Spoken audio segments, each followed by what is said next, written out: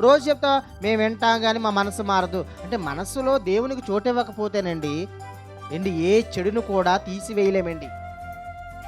ఏ చెడ్డ కార్యాలు కూడా మన జీవితంలో తీసివేయలేమండి. అందుకే ప్రభు చెంతకి ఎవరు రాలేకపోతున్నారండి. ప్రభు దగ్గరకొస్తే పరిశుద్ధంగా జీవించాలి. ప్రభు దగ్గరకు వస్తే ఇవన్నీ మార్చుకోవాలి గనక మేము ప్రభు దగ్గరికి రాము. మా మనసు మారదు.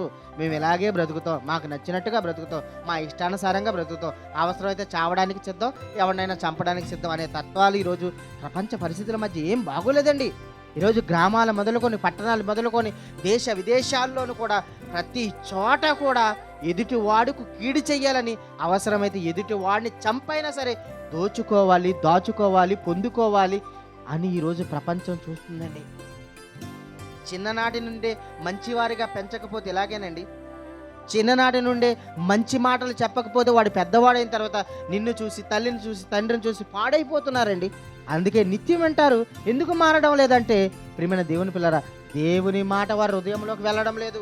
అందుకే ఈరోజు నిత్యం వినేవారుగా ఉన్నారు, కానీ మారడం లేదు.